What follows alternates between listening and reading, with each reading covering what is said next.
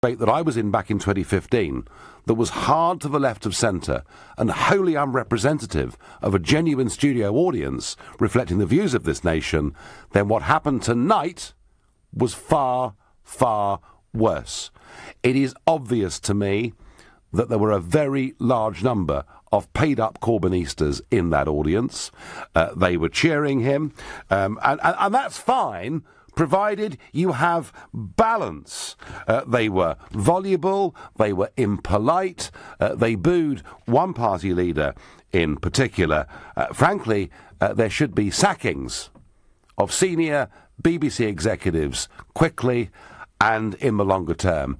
Why on earth are we all forced to pay nearly 150 quid a year when they have the main debate like this and produce that result? And I would also say this: there was no proper Brexit question in that whole 90 minutes. All we got was, when we leave the EU, how can we ensure that we protect living standards and have people with the right skills? Nothing about the renegotiation, nothing about the main objectives. And I felt, for all of those things, for those two things in particular, this debate failed. And yes, of course, we had a lot of squabbling, and 7 people is an awful lot of people for one invigilator to deal with. But they are my two major criticisms of the structure and the format of this debate. And you know what? I'm pretty angry about it, but I want to know what you think. What did you learn? Or what didn't you learn from this debate? And you can call me on 0345 6060 973. You can text me at 84850. You can tweet at LBC using the hashtag Farage and LBC. And we're back up live on Facebook as well, where you can watch us and make your comments. And I'm going to go to Theo Usherwood, LBC's political editor. What did you think, Theo? To pick up on your point, Nigel, about the audience, when you stage events like this, you go to a company like Survation. It's a bona fide company that will go out to the country and they will pick the audience members for you, and they will pick an audience that is representative of the country's political makeup at that particular time. Clearly tonight, that audience didn't meet that criteria necessarily. No.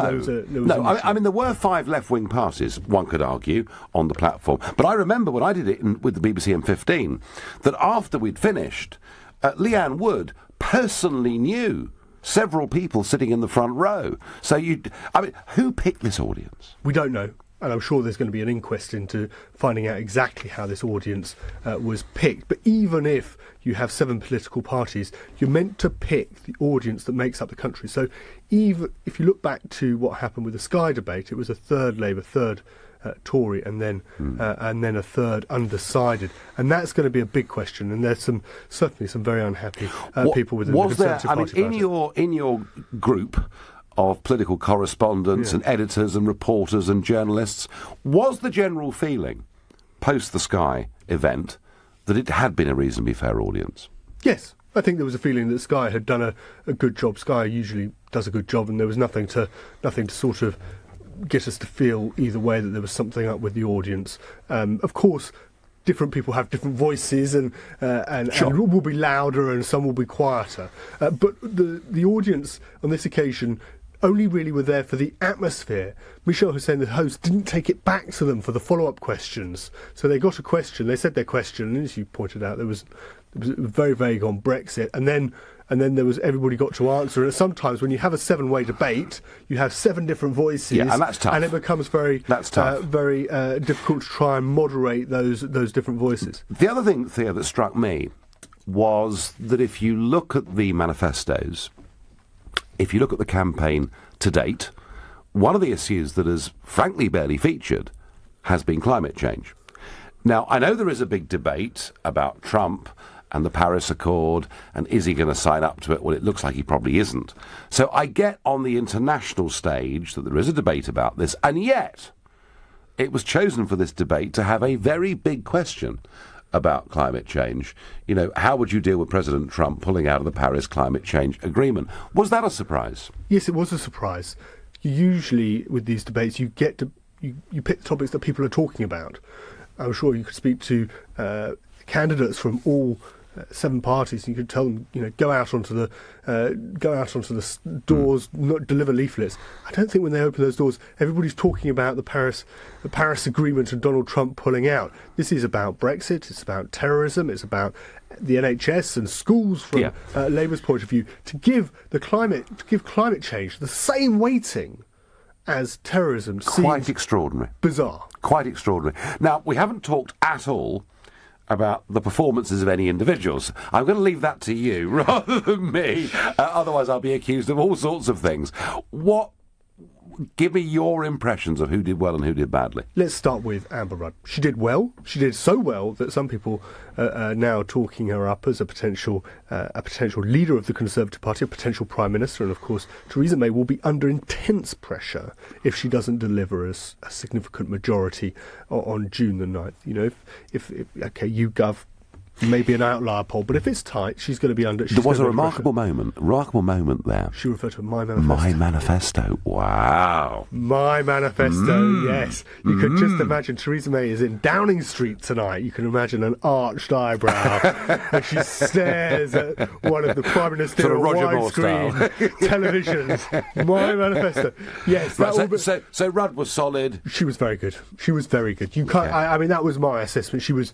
And I think that's shared by many. She was very good. She had a very difficult task going into that 7-way debate, and it was clear from the opening statement that the other parties were going to go after her, Jeremy Corbyn included. I thought Jeremy Corbyn was a bit...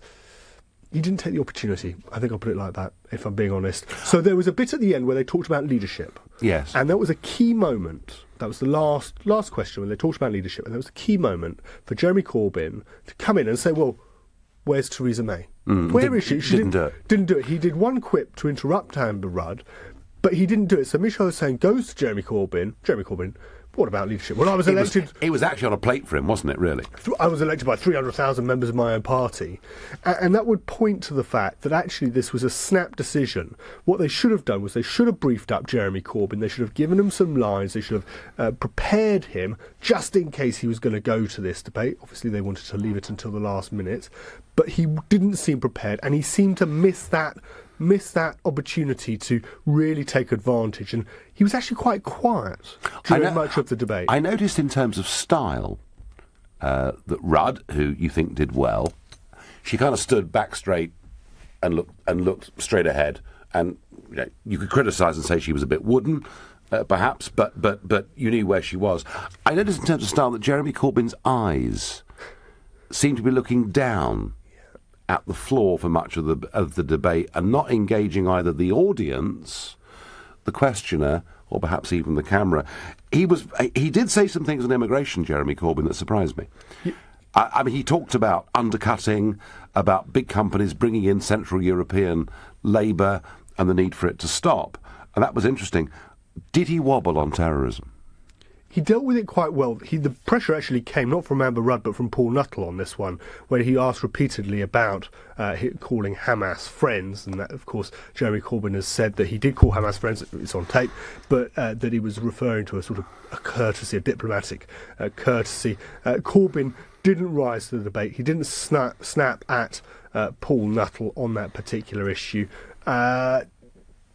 Question, he was quite good coming back to Amber Rudd. He came back very well, but to begin there was a slight hesitancy, wasn't there? Yes, he didn't seem to know. It sounded like, when you listened to Jeremy Corbyn initially and everybody was given the chance to make a statement, it sounded like that he had some words prepared and they just weren't they weren't on his tongue, and he was thinking, I've got to say this very carefully, I mustn't get this wrong, and the words didn't quite come out as if it was completely natural. Theo, stay there. We'll go through the rest, but I'm going to go now back to Cambridge, back to the spin room, to Vincent McAvenny. Vincent, what's the buzz in Cambridge? Well, all of the spads are in here now with lots of ministers, shadow ministers, party representatives doing the media rounds, and I've got Damien Green, the Pensions Secretary, with me now. Mr. Green, what did you make of Amber Rudd's performance tonight? I thought she was absolutely brilliant and particularly showed why Theresa May's government is the best to lead this country because she addressed the issues calmly. She was faced with a sort of squabbling coalition of people who were trying to shout her down, but she made clear what the main issues were. She answered the questions directly, and the contrast is obvious with Jeremy Corbyn, who managed, for example, to go through both his opening and closing statements without mentioning Brexit, as though this isn't the big issue facing the next government. He's clearly trying to slide away from this huge issue, and he wants to be Prime Minister next week, and he seems to want to ignore what will be the biggest challenge facing the next British Prime Minister. Many people watching tonight will think, well, if it was so easy to be strong and stable in the face of this coalition of chaos, why didn't the Prime Minister come here tonight and fulfil her democratic duty and answer questions in front of the public? Well, the Prime Minister's made clear that, she is doing a lot of TV appearances. She is particularly concerned, both in day-to-day campaigning and in the TV programme she's appearing on, to talk to, listen to and be questioned by the general public. She did it on Monday, she'll be doing it again on Friday, and that's a very sensible way to do politics if you're a Prime Minister. Elections are a good opportunity to get out and actually meet real people, the people who'll be deciding. And as I say, what we saw tonight was a Conservative government with a plan for Brexit, with a plan for the economy, compared with other parties who agree on quite a lot. They agree on higher taxes, they agree on more spending, they agree on higher immigration. But hasn't she just set off her own stalking horse? Because lots of people on Twitter tonight saying Amber Rudd, fantastic. And she referred to your manifesto as my manifesto. Lots of people picking up on that point now. A lot of people saying, why aren't I voting for Amber Rudd next week? I think anyone who takes Twitter as a sort of guide to the national mood is likely to be disappointed. It's what the Labour Party did in 2015. But notwithstanding, she referred to it as my manifesto. Bit of a slip. I thought Amber was fantastic. It's all our manifesto. We all stand behind the manifesto. We're a united party, unlike the Labour Party, where 2/3 of its MPs actually have no confidence in Jeremy Corbyn. The entire Conservative Party is united behind Theresa May and our manifesto, and that's what we will make a reality of.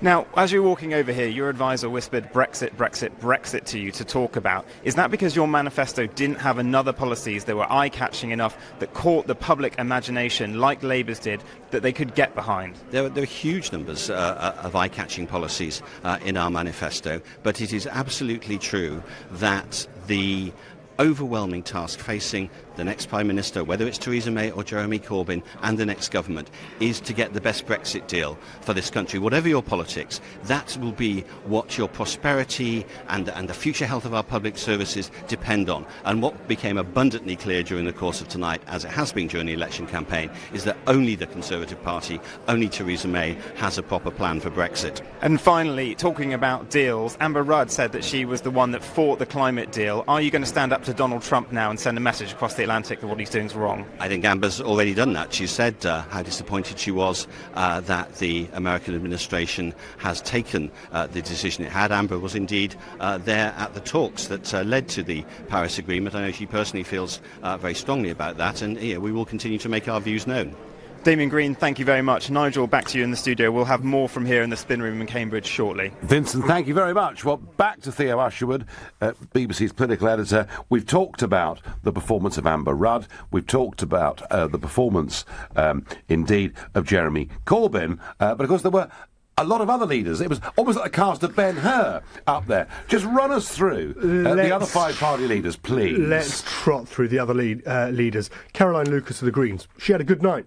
She got some good lines in there, attacking Amber Rudd.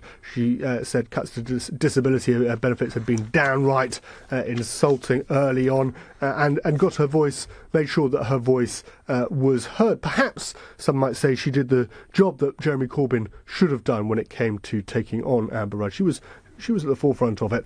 Angus Robertson for the SNP, of course, he's the leader of the SNP in Westminster. Nicola Sturgeon didn't show up for this one. An okay night. He was a little bit on the periphery. He didn't really manage to get stuck into... He didn't really hint, did he, that people ought to vote Labour in England, where... Because in a sense, if you think about 2 years ago, that's what... Isn't that what really the SNP were doing? They were saying, look, we're going to form a coalition with Labour. And he didn't do that this time, did he?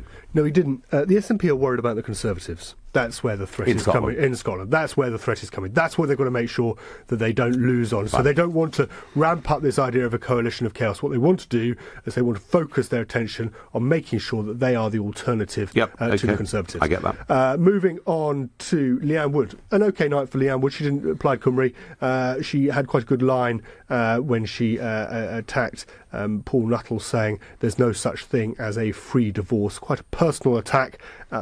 Lots of cheering, booing as well. Paul Nuttall, of course, taking over from you, Nigel, as the leader of UKIP.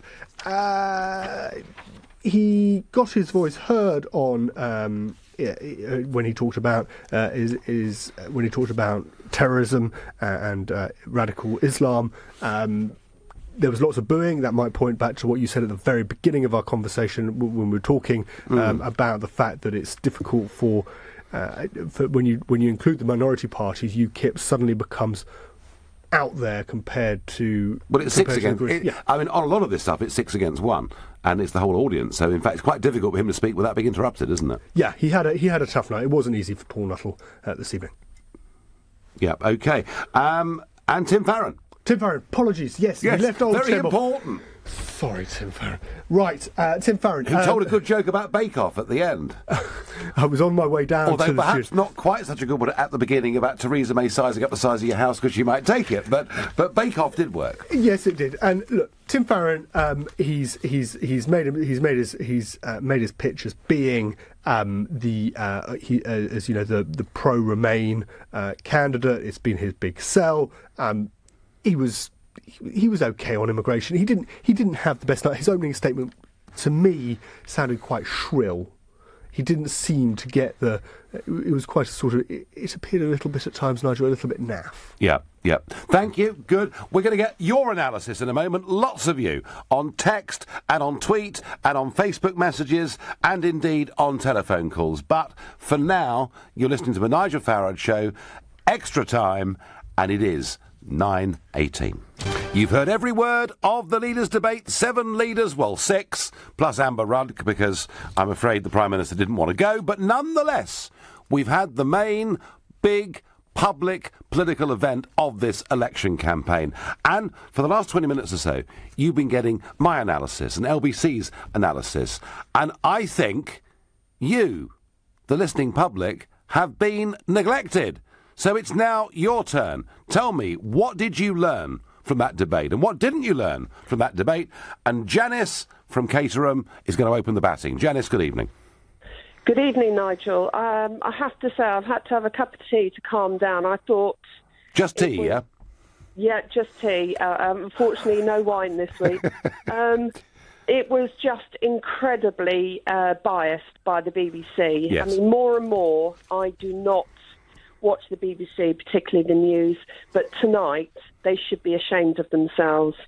As much as I'm not terribly keen on Amber Rudd, I think she did a brilliant job this evening, and if anyone hasn't made their minds up in terms of who to vote for and who will sort us out in terms of Brexit, tonight was the programme to watch, and I am delighted Theresa May did not appear this evening. But Theresa May's going to be the Prime Minister, and Amber Rudd's an arch Remainer. So how does that all work, Janice? Well, she's part of the team. And when she referred to my manifesto, she referred to her team's manifesto, the Conservative manifesto. Right. And in terms of leaders, where was Nicola Sturgeon?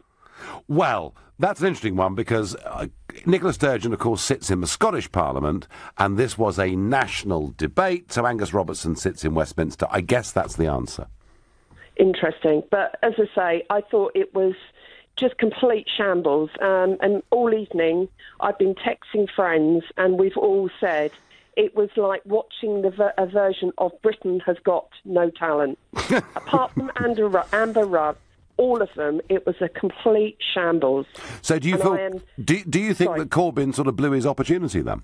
Oh, he completely blew his opportunity. And the fact that he had to keep looking at the piece of paper, yesterday's interview on one of the radio stations was just laughable. I mean, do we honestly want him and Diane Abbott to be Prime Minister and Home Secretary? I mean, goodness, if this does not convince people to go out and vote, well, I don't know what needs to happen. Janice is not impressed with the debate, but impressed by Amber Rudd. I thank you. Alex in Newcastle, what did you think? Well, hello, Nigel. Good evening. To be completely frank, I thought that this was terrible optics for Theresa May not going to the debate. It shows real weakness, whether you agree with her or not, by not showing up. I mean, I think Jeremy, in a way, pulled an almost like a propaganda coup here by going to the debate instead of who he was going to send. Yeah. Yeah, well, no, I mean, listen, I mean, actually, the way that the Labour Party and Corbyn played this today raised the stakes of this debate to a very big level. I mean, LBC would not have covered every single word of this live, had the leaders of the Conservative and Labour parties not turned up. So he made it into a big media event. The question is, did he perform?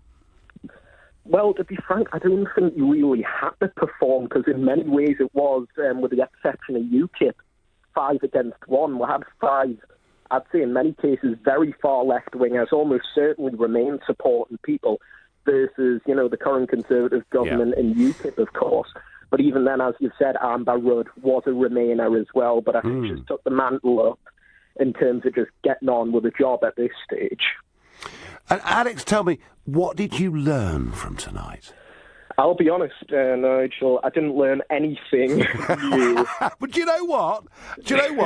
I don't think I did either. And I think the whole thing was deeply disappointing. I thought the questions were poor. I thought the audience was a disgrace. I think the BBC are a complete shower. That's what I think, Alex. Right there, Nigel. I mean, with the audience, it seemed incredibly left-wing. I mean, there needs to be some form of inquiry into how the BBC balances their audience. I don't know how to do it. It's too late, Alex. I went through all this in 2015. I looked into the camera, I cut through Dimbleby, I accused them of producing a left-wing audience. Dimbleby then came back live on air and said, no, it's all been properly and professionally done. And 2 years later, Alex, it's worse, is all I can say, Alex. I thank you for your call. Please, listeners, if you think I'm completely wrong, and that it was a balanced audience, please let me know. Here's one. Steve texts me. He says, Nige, you've lost the plot again. The audience were balanced. You seem to be whinging, mate. Get over it. Stop blubbing like a spoilt brat. All the best. Well, Steve, fine. Steve, if you really think that was a balanced audience, I suggest you've got a bit of a problem. Sue says on Twitter, May has let herself down big time by not turning up. Nigel, Mrs. Sturgeon didn't turn up either. I get that, but Angus Robertson is the leader in Westminster. Climate change is the biggest threat to mankind. You and the American idiot are fossil fools, says Mary. Well, it may well be, Mary. You may very well be right. It could be. All those 4x4s in Fulham are threatening our entire future. But my point, Mary, was, in the manifestos, it ranks as a tiddly issue. And during the entire general election debate, it has barely broken the surface. Amber Rudd just looked embarrassed for the fact that her leader did not have the guts to turn up, says one. Well, lots and lots of different opinions. Nigel, Farron and Lucas still don't get it. We voted leave. And if we don't get it, there will be unrest throughout this country, says Julia in the West Midlands. Matthew in Heathrow. You, Matthew, are a regular LBC caller to all sorts of programmes, an experienced political watcher. What did you make of it? Well, I was very disappointed. Like you said, they didn't really talk about Brexit, and Theresa May said the election is about Brexit, and it was disappointing that she didn't turn up, because we want to find out what her view is, because on her last interview, she wouldn't answer that she support Brexit. She said she's just going to make it happen, and really, I'm really disappointed that they're not there. I mean, I think Jeremy Corbyn did perform well. I mean, I want the next government to be a coalition anyway, because I want everyone involved, all the parties, I think she's just hiding now. She's tried to make political gain on this election. She said it was her Brexit, and then they're trying to put lots of policies in. I think because they realise the Brexit they're going to take us down is going to cost so much money, they need to find it from somewhere. Well, coalitions, Matthew, of course, are very unpopular in this country because we're not used to it with our first, or in modern times, we're not used to it. In the past we were. But, I mean, is there possibly an argument, Matthew, that Rudd going there, being ramrolled straight, looking ahead, answering the questions, may have helped win this election for the Conservatives, might have lost it for them? Well, no, I mean, basically, I think, obviously, they're the ones in government and they've got the experience at the moment. But, like Trump in America, I mean, you can have, someone else there who will, listen and take all the other but overall, things and not go for, we've got to get that free trade deal with Europe. I mean, and you want to see, I mean, Matthew, if there was a genuine coalition of different political leaders who all wanted to fight together for that aim, then I would agree with you, it'd be a great thing. What you saw tonight, though, were most of those leaders still effectively deny the referendum result. Matthew, I thank you for your call. You're listening to the Nigel Farage Show. We're in extra time, exclusively on LBC. It's 9:30. The great debate is over, and you are now having your say on LBC, where, of course, you heard every single word of it. And Sam on Twitter says, the Conservatives have a true leader in their party. Unfortunately for them, it is not Theresa May. And what Sam is referring to is that many seem to think that Amber Rudd put up a very strong performance tonight.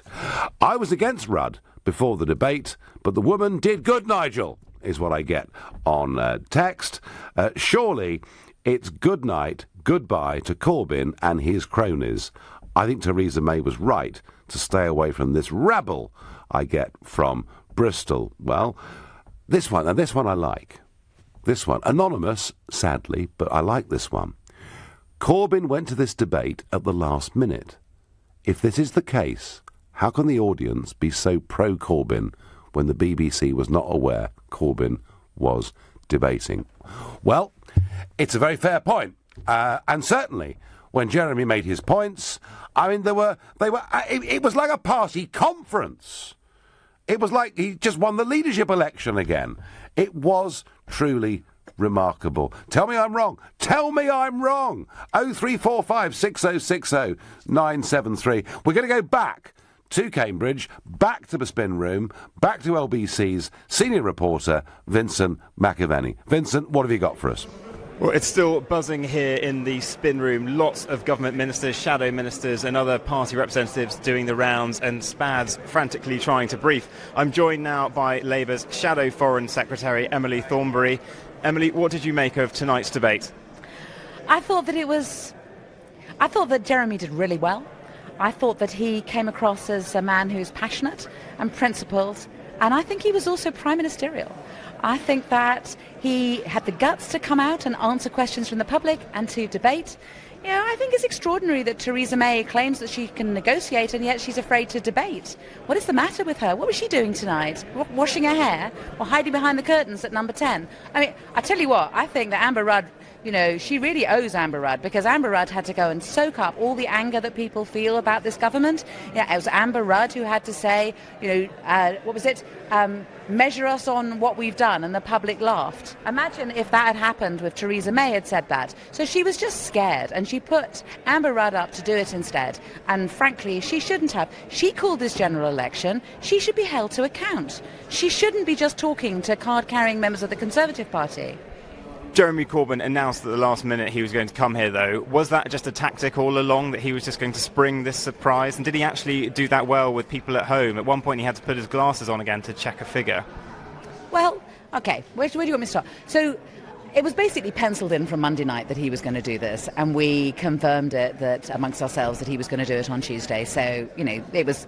And the thing is that he enjoys this. I mean, he does enjoy debating policies and politics and the way in which we can change people's lives, because, he agrees with... I mean, I agree with him. It's, politics is about how you can change people's lives and what the policies are that can change people's lives. That's what... We're setting out an alternative. We're setting out an alternative vision. We're basically saying to the British public, it doesn't have to be this this way, there is an alternative, and it is us. And we want to be given every opportunity to get out and explain that to people so that people can, because it's going to be up to them. You know, they may have been told for weeks and months by you guys that this is, you know, an absolute certainty, we're going to get another Conservative government, it's just a matter of how big a majority is.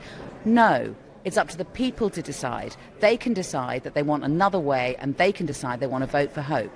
Are you not worried that the takeaway tonight will be that Jeremy Corbyn is part of a coalition of chaos and the Tories have found a new leader in Amber Rudd, and that's who people are going to back next week? Good try. Is that what Conservative Party central office is spinning? That's completely ridiculous. What people will get from tonight is that Theresa May was a coward and hid behind the curtains at number 10 Downing Street and didn't come out and debate. Emily Thornberry, thank you very much. Now back to you, Nigel. Vincent, thank you very much. And that was the Spin Room in Cambridge, where every one of the 6 leaders and 1 representative will have their team out spinning for them, saying that they did well and that they won. Angela in Waltham Abbey, what did you learn from tonight's debate? Hi. Hello. Hello. I didn't... Do you know when you get canned laughter... Yeah. on a comedy programme, I felt that there was canned applause. Right. I did not find that debate equal at all. Not at all. Do you mean in terms of the way the debate was conducted by the invigilator or by the response of the audience? The response of the audience. I didn't watch it. I listened to the whole lot. Mm-hmm. And I just found it very biased towards the left, to tell you the truth. Well, there was, and I'm not going to name the person, but there was one of the panellists who seemed to get a particularly rough ride on every single question, which really does ask how the hell they produced a room full of those people, doesn't it? Yeah, yeah. And to tell you the truth, I don't blame Theresa May for not going now. For me, with the government, you know, one person doesn't make a team. You've got I understand that, Angela, but surely hasn't the bar been set? Didn't we have in 2010 the first set of leaders' debates? We did them again in 2015. Hasn't it now become part of what the public actually reasonably should expect of their leaders? No. If I was to look at myself, I run a business, and I run a good business, and I'm not good in everything. But I could do a one-to-one with people, but I'm not good at debate and and being in public and stuff. And Theresa May, that isn't her strong point. But she's got her people behind her. What is her strong point, Angela? Her strong point? Yeah. I find her strong point is, I feel she wasn't afraid in her manifesto to come out with stuff that angered people. She, and then within 4... Yeah, but Angela, then within 4 days she U-turned. But she's not U-turned completely, has she? Well, on the social care stuff, on people who are receiving medical help at home, within 4 days she'd U-turned on what she'd put out in her manifesto launch. And it is the first time, certainly in living memory, and maybe in history, Angela, that a leader has U-turned on their manifesto before the elections happened. Just that point on social care. So at the moment, I know people whose parents have gone into homes. Sure, I mean... And have still had to sell their property to pay for their treatment. No, Angela, this is a huge debate. What we're discussing here is Theresa May's leadership skills, and I'm making the point that actually she has U-turned on a lot of things, including a manifesto pledge. Difficult, isn't it? I mean, with the debate, to tell you the truth, I would, if I could vote. Yes. I would vote for UKIP now. Right. Without a doubt. But I feel that if I voted for UKIP, it would be a wasted vote. OK, Angela, you've got a heart v head decision to make there. I thank you. I'm going to go to Jack in Hove. Jack, what did you learn tonight? Hi, Nigel. Basically, I don't think we should ever have these debates again. Right. I think it's a three-ring circus. It's not British politics. I had all these people here talking about that Theresa May did not turn up. I had doubts that she shouldn't turn up.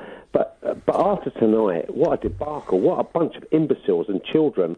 And the other thing is that Caroline Lucas, she's a co-leader.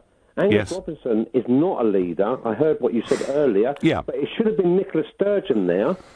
And they were singling one person. And it just seems a free-for-all, and it's not good enough.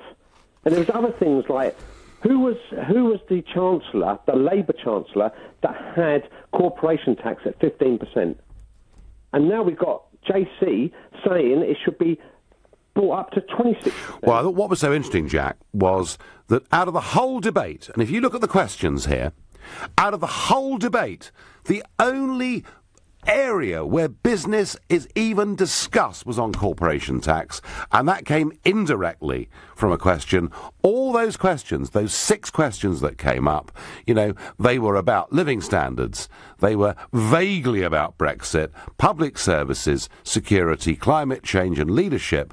We don't discuss the economy anymore. We don't discuss wealth creation. We don't discuss the size of the deficit, the massive increase in the national debt. We don't discuss employment rules. We don't discuss any of it, Jack.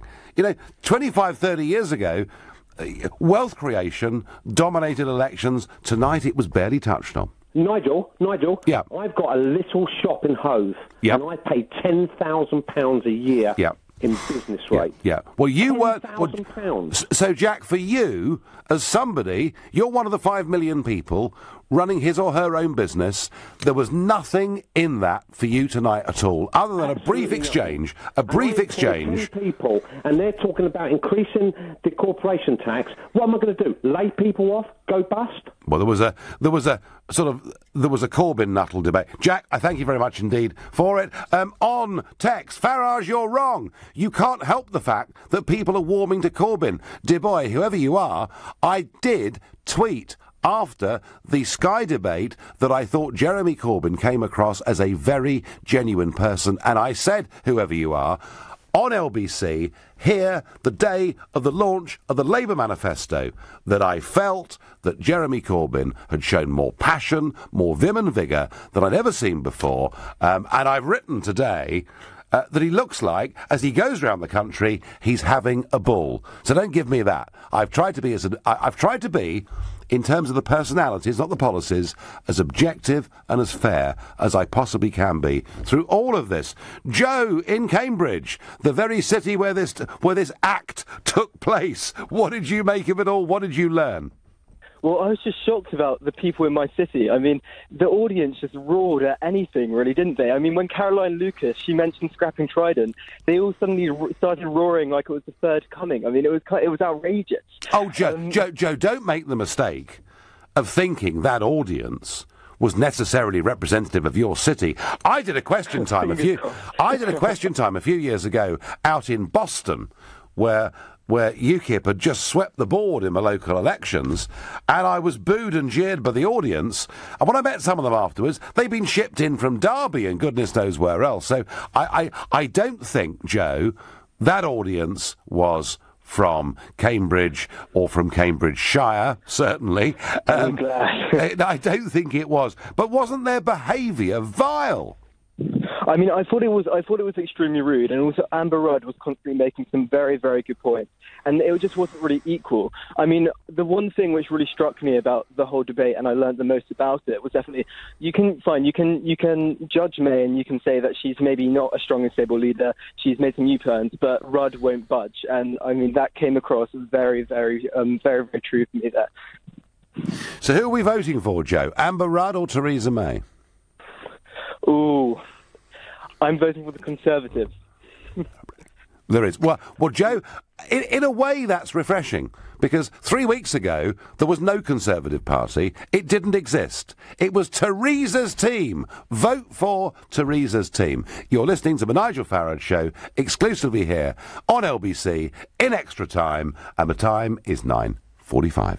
The big debate is over, and I am appalled that the BBC could produce such an incredibly hard left-wing biased audience. But maybe that's not the real issue. The real issue is who performed well, who did good, was it right Theresa May didn't turn up and sent Amber Rudd in her stead, and what did you learn?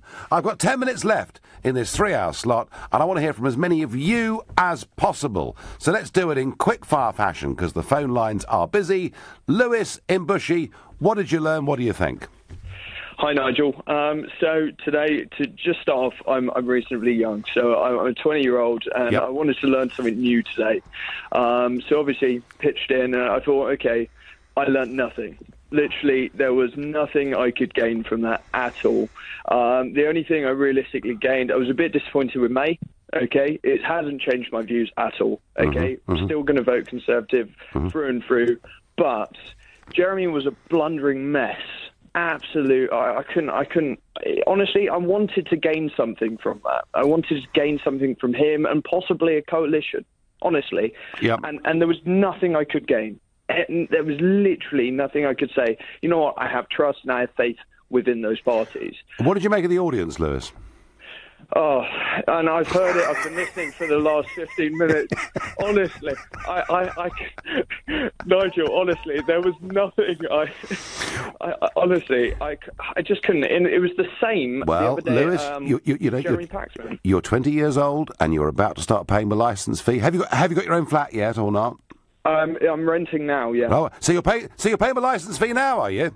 Yeah, well, I've done quite well for, I work in finance, so it's one of those things. Got in nice and early, doing all right, and it was more the fact that, if I'm totally honest, Nigel, it was Be so. It was like I don't know if you watched the Jeremy Paxman. I did, of course I did. Yeah. Yeah. What was with that audience as well? Exactly the same. No, I don't think that's fair. You don't think so? No, I don't. I think the audience that was put together by Sky and Channel 4 was a lot more representative of how the country feels and thinks than that disgrace that we saw this evening. Lewis, you're a star. I'm going to Mercedes in Thornton Heath. Mercedes, good evening. Good evening, Nigel. What did you learn, Mercedes? It was a very interesting debate. I thought Amber Rudd did quite well, taking into account the fact that the audience was a very interesting audience, to say the least. I don't know how... Interesting. That's a lovely use of understatement, Mercedes. Hey. It's quite interesting what we saw tonight. And I think Corbyn was quite opportunistic, frankly, today. What, by turning up at the last minute, you mean? Yes. Well, is that opportunistic or is that quite clever, really? It's not really clever unless you really think that people are utterly stupid and will fall for this trick. Well, I don't know what to say to that, really. I mean, look, he turned up, he raised the profile of the whole thing, and he did embarrass the Prime Minister. So it was quite good politics, wasn't it? I don't think so. I don't think that the Prime Minister was embarrassed at all. Well, she should be. No, I don't think so. I think she made the right decision not to come. It's very easy to promise all kinds of things when you think that you do not have any chance of winning an election. You know, it's very easy to promise to spend money that you do not have. Oh, but they were all doing that, was they? I mean, there were 5 of them there promising money for everything, weren't they? Yes, apparently money grows on trees. That's right. Apparently the UK doesn't have a national debt problem. Oh, apparently there is no deficit. Again, Mercedes, and I tried in 2015, I confronted Cameron about his total failure on it, and yet answer there came none, and nobody else challenged it. Mercedes, is your vote going to change as a result of tonight's debate? Absolutely not. Absolutely not. Thank you very much indeed, Mercedes. Great stuff. Ed in Newport, South Wales. What have you learnt? Has your vote changed? Hello, Nigel. Good to speak to you. Good evening. And no, my vote hasn't changed. Right. I'm a young Tory voter. Yep. We do exist. And my vote was always going to be... Well, I went into this debate with a very open mind. Uh-huh. I was very conscious of Corbyn sort of gaining in the polls and things, so I wanted to see for myself sort of how it was going to pan out. But I was really impressed with Amber Rudd. I thought that she came across extremely well, and compared to what I was expecting, sort of with the five left-wing parties, sort of hurling sort of a barrage of abuse at her. I thought that she came across very well, took it on the chin, handled herself very professionally. Abuse at her? No, there was one of them took real abuse.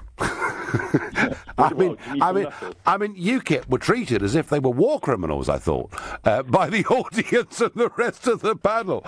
But disagree with me, let me know. But no, I mean, look, it's perfectly clear. And we had a caller on between 7 and 7:30 that said that May was right not to go because UKIP and the Conservatives would receive abuse.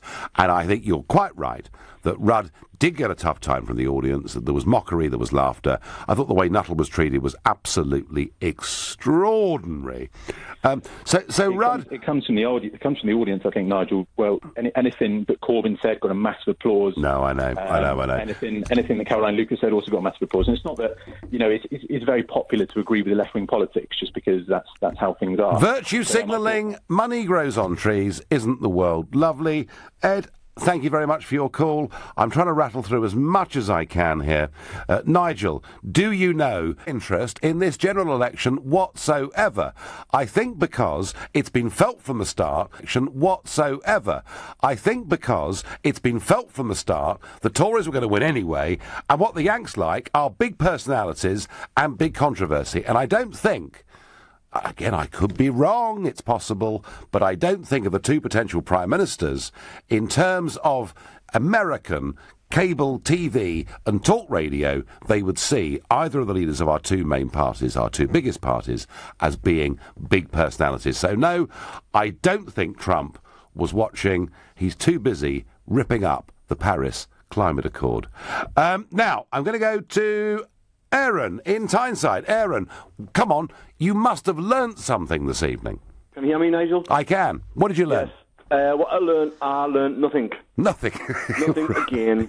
And every time I watch these kinds of debates, I haven't learned nothing at all. Do you feel a bit let down, Aaron? I mean, do you sort of, tune into this thinking, wow, this could be really exciting and revelatory, and it just never happens? Yes, I get a real buzz as soon as I start watching it, but then the buzz seems to disappear in the first 5 minutes of watching it. Oh, so all the adrenaline has drained from your body? Yes, because none of them can be trusted. No. The blab on about policies, which never materialise, and each policy over the past... since 1972 has never materialised. And I think the reason Theresa May didn't want to turn up is to try and encourage more people to go for Labour. I think the whole point of Theresa going for a general election was to go for a hung parliament, a coalition between Tories and Labour. I don't know, but in your analysis... Is to stop Brexit. In your analysis, who did best? Who did best? Yeah. Well, I was always a UKIP fan, so I'm always going to say buy me word and go for UKIP. Aaron, thank you very much indeed. And my last call of the evening is Aston in Chester. Good evening.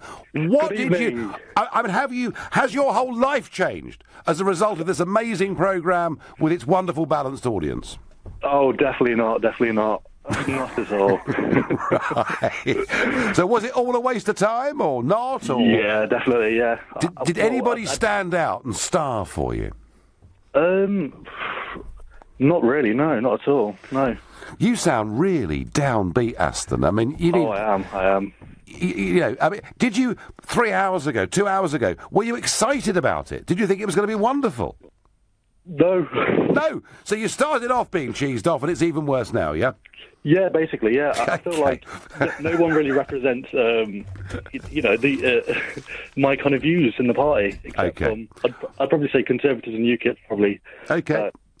Aston, thank you. I've got to go. Well, my final thought on all of this is that, it is going to be either Jeremy Corbyn or Theresa May who's going to be Prime Minister, and the other parties can win seats and do well and get lots of votes, but that is the truth of it in many, many ways.